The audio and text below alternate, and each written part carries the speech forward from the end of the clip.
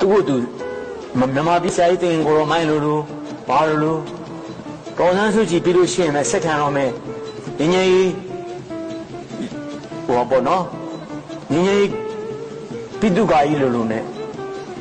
ပွဲပြီးသွားပြီညီလေးတို့မြန်မာတွေတို့ပွဲပြီးသွားတာ၄လလောက်ရှိသွားပြီပွဲပြီးတော့ပတ်စာဟာဖြာသိမ်းပြီးသွားပြီအခုပြန်ပြီးတရားလုံးပြန်ဝင်ကြပြီကိုရင်ကို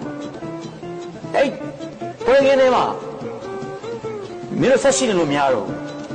ကိုရင်ကိုပြန်ရင်မပြန်လို့ရှိရင်ဒီလူဘဝထွက်သွားတော့မယ်ပြီးတိုင်းဖြစ်တဲ့ကမနိုင်တော့ဘူးဆိုတော့သူတို့တည့်ရသားနေကိုလူကိုပြန်ဆောက်ရမှာပေါ့ကိုလူကိုတားရမှာမနိုင်တော့ဘူးဆိုတာဟုတ်ပါဘူးနေလို့ဆင်းတော့လောလောဆယ်မှာငါတို့ရှုံးနေပြီဓာတ်ရှုံးနေသွားပြီငါတို့အားပြန်ဆောက်ရမယ်ဆိုတော့ကိုတက်ကိုပြန်ဆောက်ရမှာ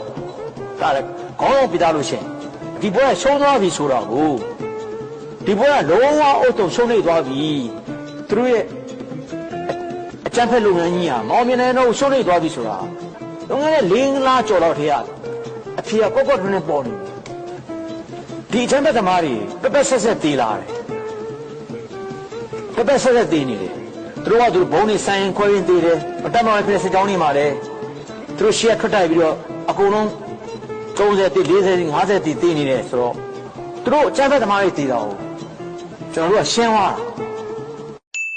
တာတေးသွားတဲ့လူကပြန်မရှာတော့ဘူး